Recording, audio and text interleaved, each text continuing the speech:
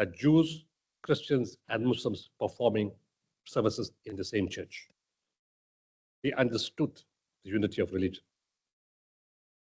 Mullah talks to me again, and he tells me, you need to go to Turkey. I said, why?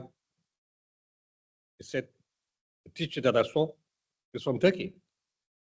So I said, Mullah, I know you not well. It's 1986. I haven't seen Cape Town. When I want to get to Turkey? He said something very profound. He said, what God wills happens. There's a time and a place. It was 5 years later.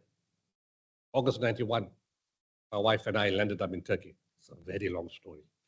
But when we get there, there's something very important to understand. You see, when he went to St. John the Divine, it was a very calm time. But in August 91, it wasn't a calm time. This was post-Gulf War. And Samuel Huntington spoke of the clash of civilizations. The Gulf War, the perception was Christians, Hindus, and Jews on one side, and Muslims on the other side. East on one side, West on one side. And coming from an apartheid past really didn't help. So as we walked inside there, my wife and I looked at each other and we said, ooh, we're in the wrong place. Got confused. Who was there? What Mullah saw in New York, my wife and I saw in Istanbul. What he saw in St. John the Divine, I saw in the Halveti Jirahi Sufi order of Istanbul. As we walked in, Jews, Christians, Muslims, Hindus, people from all faith and non-faith, Americans, Russians, people from Norway, Denmark, Germany, Canada, Australia, New Zealand, Brazil, Argentina, Mexico, Southeast Asia, and parts of Africa. All in the Muslim holy place, post-Gulf War. Nobody's fighting. Nobody's shouting. I'm thinking, what the hell is this? It's impossible. I then started understanding the power of spirituality. You see, you asked at the beginning, why did I give up practice? The patients knew more than me for the start. You know, Indian patients, they always know more than the doctor. Yeah. And then I said, what is this? It was a calling. You don't go to a spiritual place. The spiritual place calls you. And I understood the power of the spirituality because I didn't know who the spiritual teacher is. I didn't see a picture. I don't know his face. I don't know his name. But the man was sitting there and I tell my wife, that's the man. There was hundreds of people there. I was right, that's the man. Now, normally when you travel, you need to understand this in context.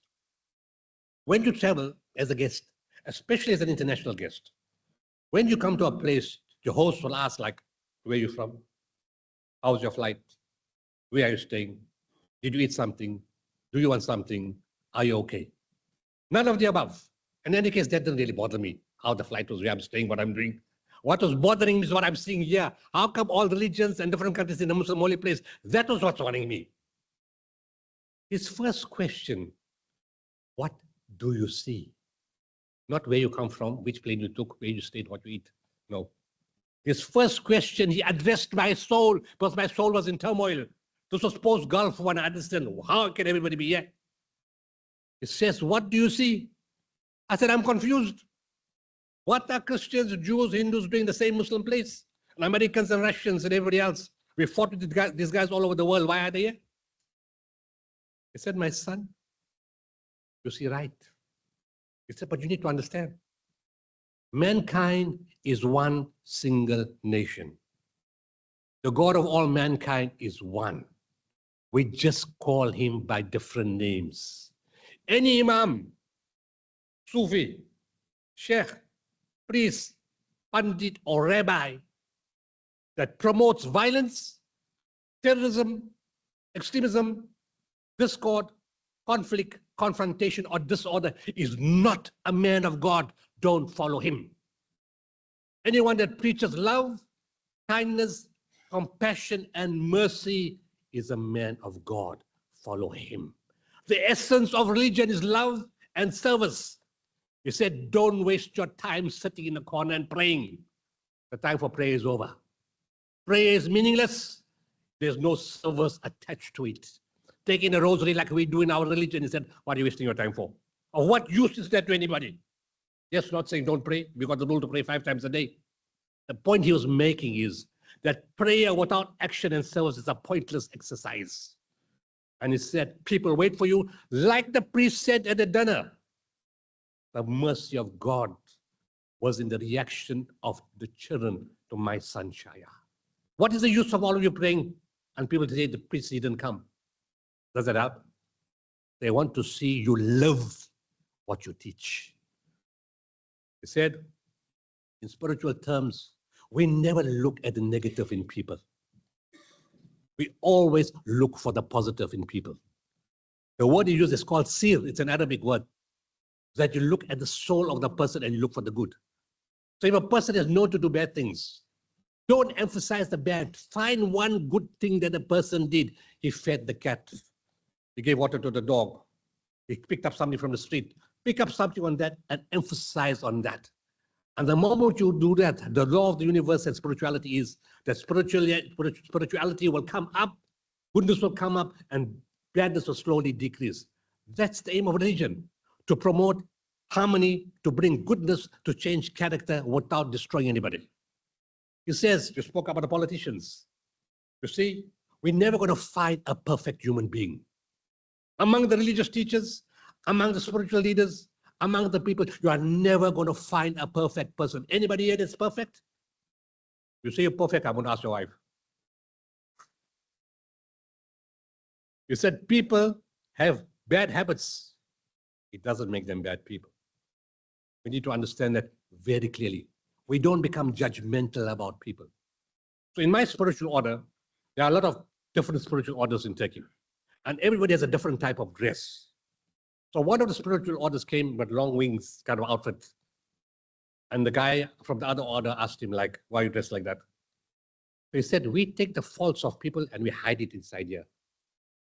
He said, but you got no sleeves at all. You got short sleeves. Why you got short sleeves? He said, we don't see the faults of people. What causes havoc in society? Backbiting, negative ideation, talking bad about people, press forward on the WhatsApp, forward. And you enjoy seeing disharmony and discord and destroying people's lives. In our teaching, that is unforgivable. It's very, very clear that you're in a world of society, you hide the evil. You challenge it, but you don't advertise it. We got a teaching, you admonish your brother in private, but you admire him in public. How many people do that? So, I fall in love with the teacher.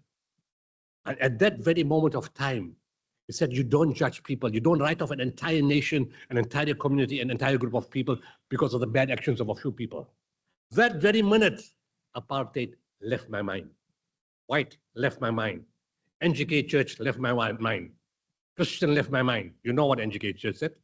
Swatse Gevaar, Royse Gevaar, and Muslim Gevaar. That was the teaching in NGK Church. And today, all that is gone. So I come back to South Africa and I go for pilgrimage. And whilst I'm standing in the pilgrimage, the thought comes back, I want to go back to Turkey. 6th August 92, the official date. 10 o'clock after the zikr, the spiritual teacher, I don't know if any of you have experienced the zikr, but when you experience the zikr, you feel God's presence right there. It comes right now. It's something you've got to experience to understand it. So in that presence of the zikr, in the God's presence, the spiritual teacher suddenly, no warning, picks his head up, makes eye contact with me and looks heavenward at the same time. The reason I'm telling all this is to understand the power of spirituality where it's supposed to be driving us because we're in the religious sector. So he makes eye contact with me and he looks heavenward at the same time. In fluent Turkish, and I don't speak a word of Turkish, and I don't understand a word of Turkish. But that night, I understood every single word that he said in Turkish. The power of spirituality. He said, my son, I told you it's not my organization. He said, my son, I'm not asking you. I'm instructing you to form an organization. He even gave the name. He said the name in Arabic will be Waqful Waqifin. Translated, gift of the givers. You will serve all people of all races, all religions, all colors, all classes, all cultures, of any geographical location and of any political affiliation. But you will serve them unconditionally. You will expect nothing in return, not even a thank you. This is an instruction for you for the rest of your life. I was 30 years old.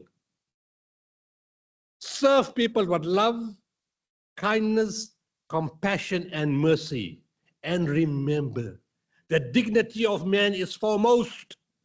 If somebody is down, don't push them down any further. Hold them, elevate them. There's nothing more valuable in life than dignity, and that's your role.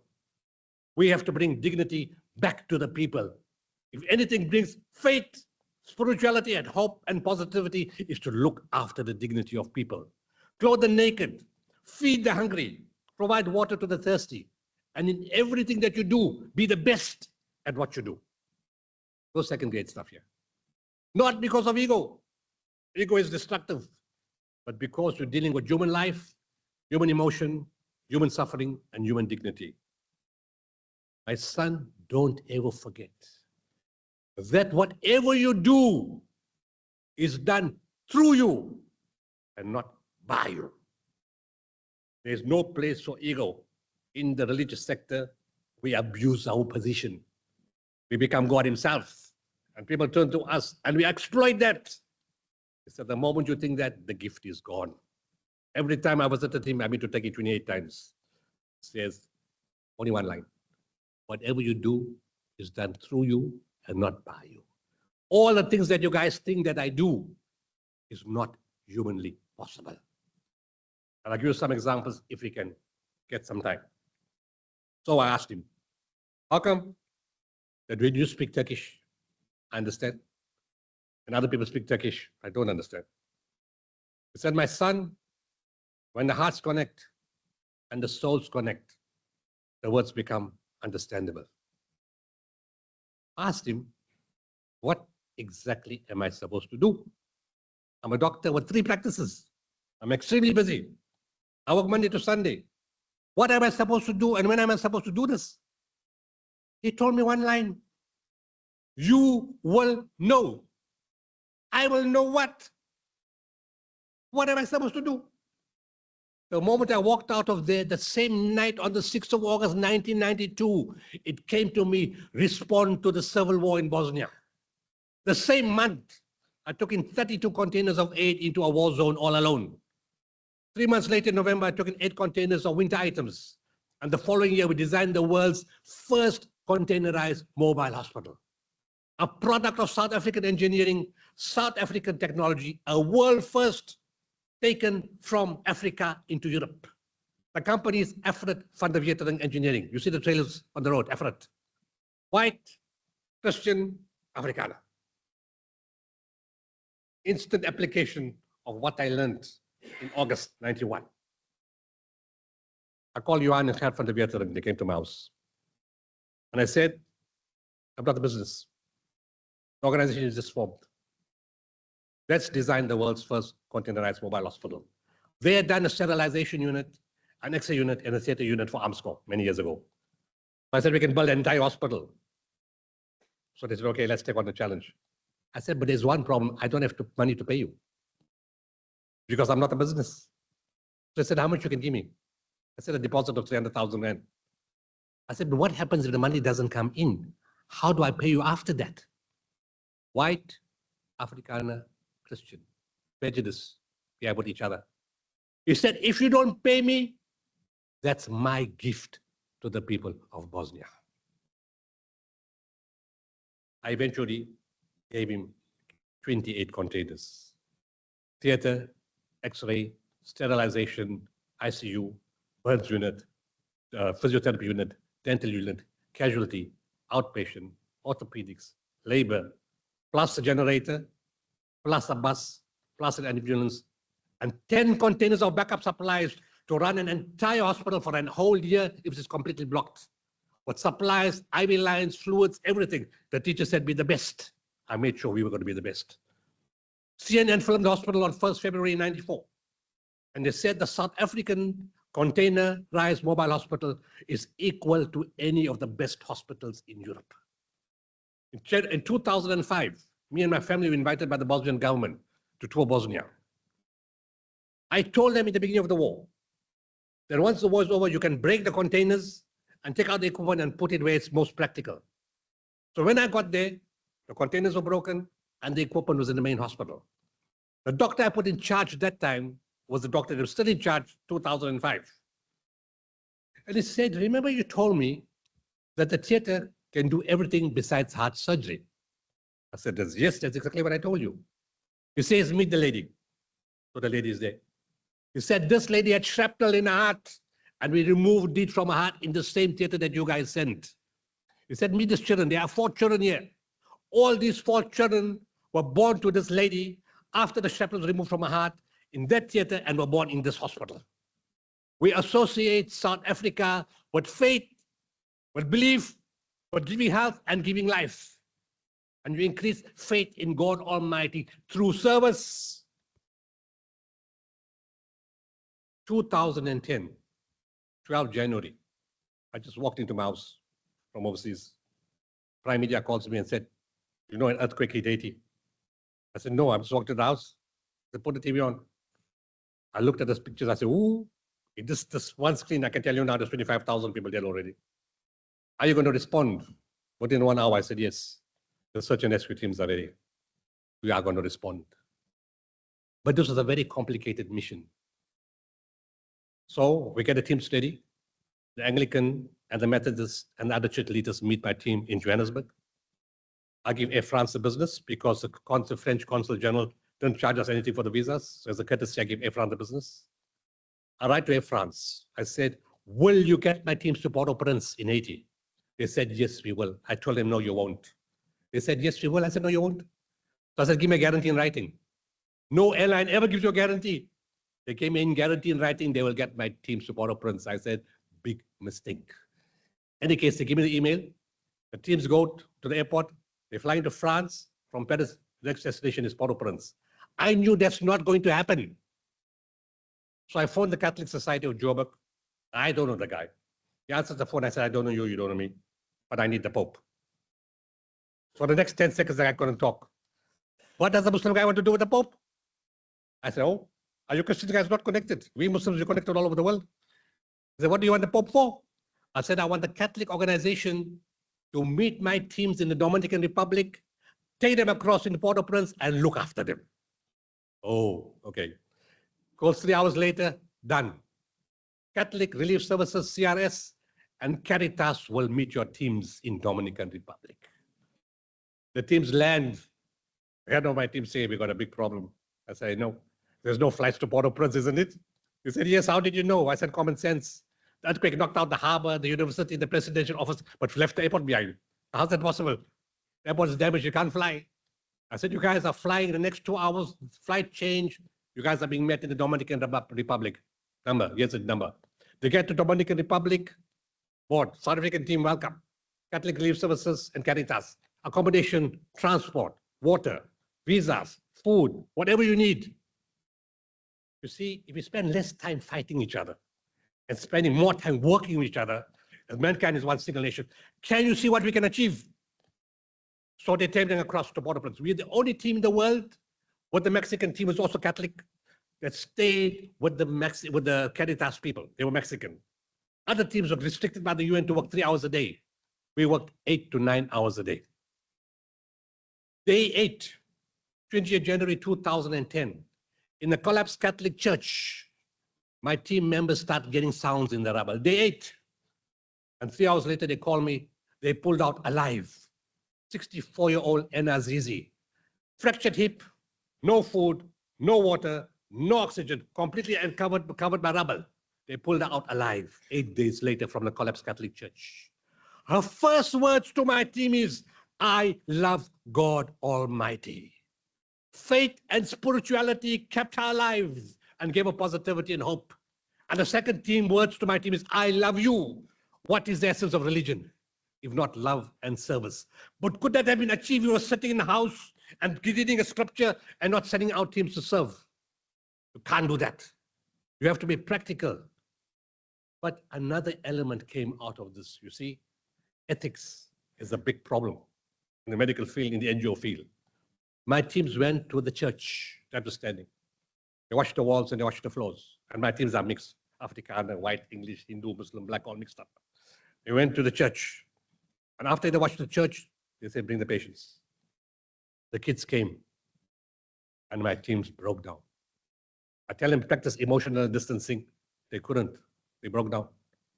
Because the kid's hand was cut, but whoever amputated it didn't do it correctly. So now we have to take the elbow off.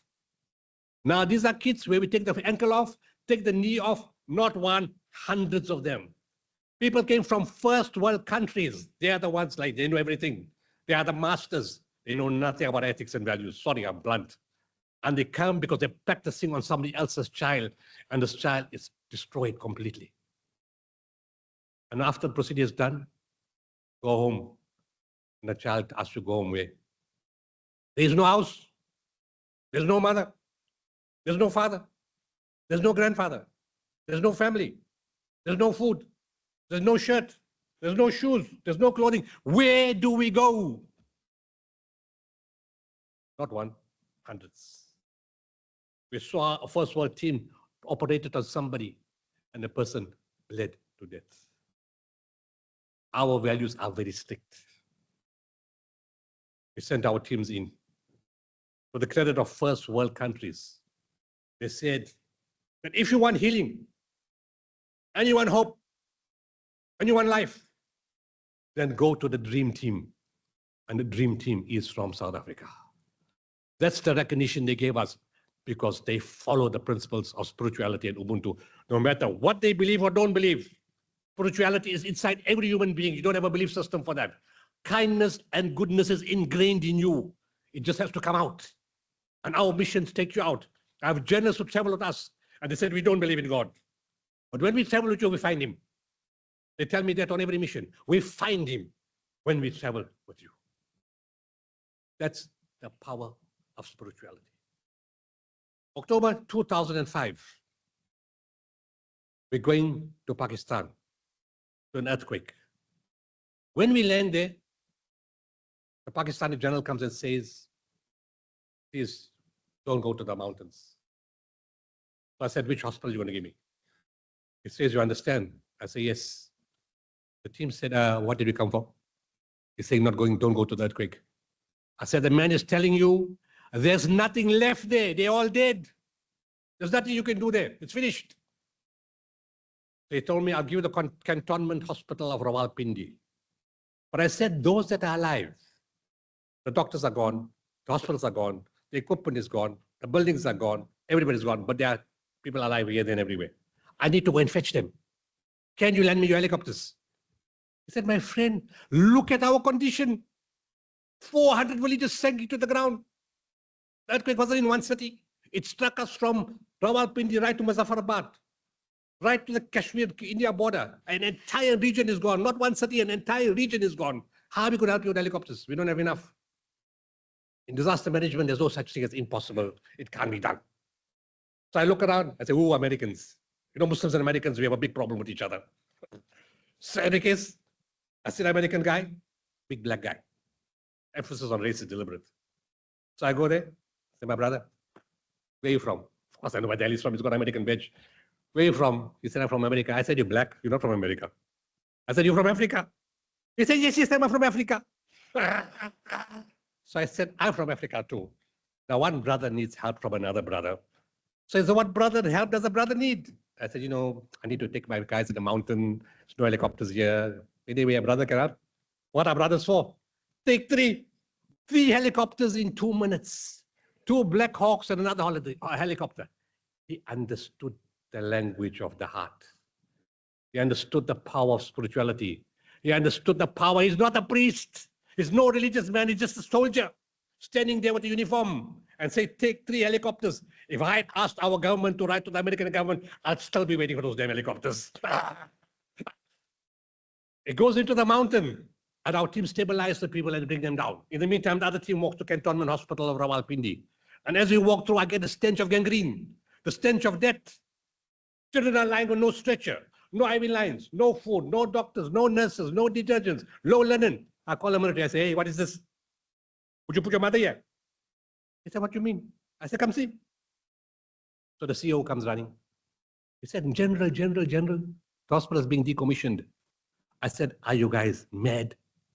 The hospitals that are on the top are all destroyed. The one that's standing on the close, is there something wrong with you guys? So he said, what can we do? I said, and while we're walking around, I have to bring this as a side story for you to understand your own value. First world teams came there. Oh, who are you? Where are you from? They couldn't understand because it's black, white, Indian, Hindu, Muslim, Christian, all mixed up. So they can't understand where we come from. Ativi's from South Africa. Oh, you come from Africa. What did you come to fetch? You guys are always looking for free things. Always come with a bowl in the hand. Always can't do anything. I said, you will eat your words. So the military guy asked me, what can we do? I said, here's a shopping list. You give me this, I'll show you what Africa can do. In less than 24 hours, a hospital that was shutting down, the South African medical team converted it into a 400-bed emergency hospital, where nurses, doctors, ICU, theater functional, and we did 75 operations a day. And all those coming from the mountain from the helicopters were put inside here. And I told those first world country teams, I give you permission to work here. We showed our skill, and the following year, the Pakistan president gave us a presidential award. It's not important, but to recognize what Africa can do. Because I'm African and nothing else, and we need to understand that. Something beautiful happened. Two things happened in that story. We were going in the mountains, and I normally carry him. I got 4 cell phones with me. And as I was climbing into the truck, my friend carried the cell phones in my bag. And then he said he's just going to speak to somebody there. So as he walked, the truck driver drove off. So I got no cell phones now. But I didn't worry because we were going in a convoy. So they're going the convoy all together. And suddenly, I don't know what got into this guy's head. He turned off and he went on his own. He left the convoy. I don't have phones. I don't have GPS. I can't speak the language. I don't know where the guy is. And we're just driving. I said, I'm lost. My friends have gone somewhere else, my team. But as he's driving, I suddenly see in this area, kids on the road, adults on the road, houses destroyed, shivering in cold weather outside, no food, no liquids. I said, I didn't get lost. God took me there because these people are lost, not me, in their own country. So I tell the guy, I don't know how the hell to tell him to stop. So I just did this. He understood that very well. He just stopped. So I said, yeah, I understood that too. So we took the stuff off the trucks and we gave the people. You see what the priest said? The children's response to my son Shaya is how God is, the mercy of God lies. I saw in the eyes of those children, in the eyes of those mothers, in the eyes of those fathers, that they felt the mercy of God Almighty, that God did not forget them.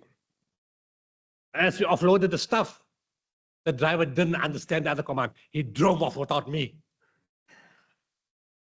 Now I'm left in a country that I can't speak the language. I don't know the people. I don't know where I am. I don't have a map. I don't have phones, nothing. And I'm saying, God, what are we going to do here? If I walk up, maybe I go to Afghanistan. If I go right, maybe I'm in India. If I go left, I land something in the sea. Maybe in the south is Pakistan. Where the hell do I go? The moon comes out. It throws a light on the road. I followed the light of the moon. I said, is that the sample you're telling me to follow? So I followed the moonlight. And I walked, I don't know where I went. And that moonlight brought me exactly into the camp where I left from. The military looked at me like something happened. I said, why are you guys looking at me like that? He said, do you know where you went? The area you went to is the area where all the gangsters and the kidnappers are and where people get killed. I said, I made a casual walk. I came here. Nothing happened on the way. They thought I lost it. Something beautiful, more beautiful happened. In December 2005, an Afrikaner lady, Karina Ekstien, specialized nurse in spinal rehab, physiotherapist, calls me from Pretoria, University of Pretoria, and she says, Dr. Sooliman, I like to go to help the people of Pakistan. So I said, Karina, when would you like to go? Christmas. I said, you can't be feeling well. What does a Christian person want to do on Christian Day in a Muslim country? She says, I got no other time to go. I want to go at Christmas. So she goes in Christmas. And she stands for 3 weeks there. And she makes kids walk. And she makes adults walk. And the day she's leaving, the military cries. The families cry. The doctors cry. The patients cry. The nurses cry. Here was a Christian Afrikaner lady from an apartheid country that brought hope and healing to the people of Pakistan. And she brought some child home to Pretoria to treat the child with a special treatment. In September 2022, I spoke at a function in Durban, Soroptimus International. It's all a woman group. When I finished speaking, and I related this exact story, the lady sitting on the front table with me says, I'm phoning Karina now. So I said, do you know Karina? She said, the child that you spoke about stayed in my house. What's the chances of that being a coincidence? In spirituality, there is no coincidence. The final story. November 2022, my friend calls me from Cape Town and says, would you like to meet the new general manager of Turkish Airlines? He's moved from San Francisco to Cape Town. So I said, yes, in my business, I'm a disaster specialist. I need to know everybody. But I said, I will not talk to him now. I will talk to him when it's meant to be. There's no notes. Not writing down, okay, meet the guy from Turkish Airlines for February, nothing. No such thing. 1st February 2023, I'm in the plane, King Shaka Airport. As I get to the plane, the thought comes to me. Remember the guy called you November last year? You better call him now. So I call him. I said, Nisar, the story, this Turkish guy is here. He said, I'll call you back now. Calls me back 2 minutes later, I'm in the plane. And he says, we're meeting at 9:30 at Saray restaurant at the waterfront. I said, fine. Get off the plane, straight to the restaurant. Meet the Turkish Airlines guy. My first words to him, Muhammad, in the event an earthquake hits a country, can you move search and rescue teams, medical teams, dog handlers, dogs, search and rescue equipment, medical equipment, tents, blankets, food and medicine and bottled water instantly? Life saving is in the first 72 hours. Can you do it with no hassle and no difficulty? Can it be done? Yes, no problem. 5 days later, 6 February, 4:10 a.m. in the morning, an earthquake hits his country. What's the chances of that being a coincidence? 20 million people affected. In 24 hours, our search and rescue teams are on the plane. In 48 hours, the dogs are on the plane, the dog handlers. We land in Turkey, in Istanbul, my second home. As I said, I've been there 28 times. Gift of the Givers was born there. And as he lands, you don't ever tell the government of any country, I'm too clever. I studied in Stellenbosch University and very skilled people. You don't say things like that. You eat humble pie. You fit into the system. My brother, what do you want? Where do you want us? How can we help? Not be very clever, we know everything. 170, listen to this part very carefully. 172 countries responded to the earthquake. Some sent more than one team. So let's say an average of 300 search and rescue teams came. Only 12 teams were selected to go to Hatay. I was in Hatay in November the year before. Hatay was flat to the ground, 99% gone. There's no Hatay anymore, it's gone. Only 12 teams were selected. 2 Chinese government teams, 2 Turkish government teams, Italian team, Jordanian team, Saudi team, Omani team, Serbian team, Croatian team, Bosnian team, and Gift of the Givers. We're the only non-governmental team. Everybody else was from government. 12 teams land up in Hatay. Day 8 again, 13 February 2023, exactly day 8. The dog says, go that one, go to that building. So we go, and we pull out alive a 90-year-old grandmother. 12 floors pancake in the ground. And that lady's alive 8 days later. We're the only team in the world that had 5 dogs. The Chinese, the others said, can we borrow a dog? So I said, I'm an Indian. I need to make money. $50 an hour. 2 dogs, $75. Any case, The Bosnian team leader understood, remember this is Turkey. This is the country from I got instruction to take the search and rescue or to send aid to Bosnia. The Bosnian team leader and the South African teams are only two teams. 300 teams. Only 12 teams land up in Hatay. South African and Bosnian were two. The Bosnian team leader comes to my team, touches the team member or the team leader on the shoulder, and then starts sobbing. I said, like, what happened to you? So he takes out the wallet. In the wallet, there's a picture. He pulls out the picture, and there's a baby and a mother, or a woman. He said, that baby? That's me. That mother? That lady is my mother. So what's the point? He said, we know your guy's name.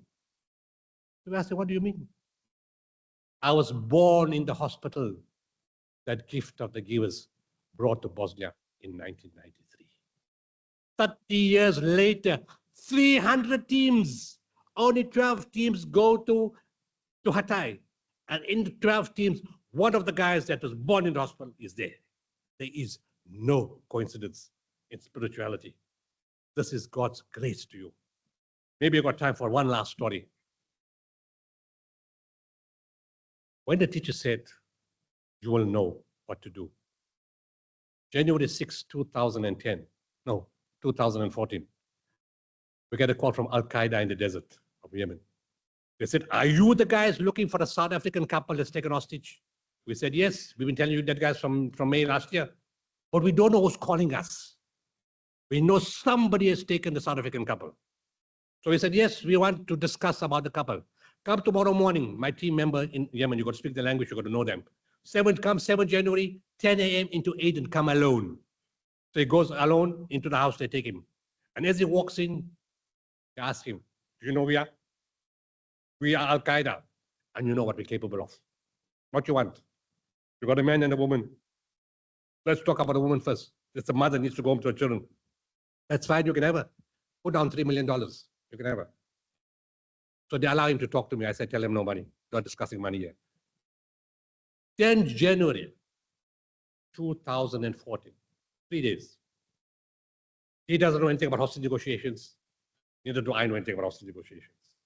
He hasn't been trained by hostage negotiator. I haven't been trained by hostage negotiator. No intelligence services have trained him. Nobody has trained me. He hasn't done an honors, a master's, or a PhD. Neither have I. In 3 days, we took out Yolandi Koki out, alive, unharmed, unconditional, no ransom. No agency in the world, no government in the world has taken out hostage in 3 days. Without even with ransom, they've never done it with 3 days. We knew exactly what to do and how to do it and how to get Yolandi out. And we secured the release of Pierre Koki husband also 6 December 2014. But the Americans decided to go in with the Green Berets. And both Pierre and the hostage Luke Summers died. We helped get Stephen McGowan out, Johan Gustafsson, Hal van Deventer. We helped the Vatican. We helped other countries advise on how to take hostages out. We knew the system. Who taught us? Nobody. The teacher said, you will know. For 32 years, I know exactly what to do, how to do, when to do, what to touch, when not to touch. Thank you very much.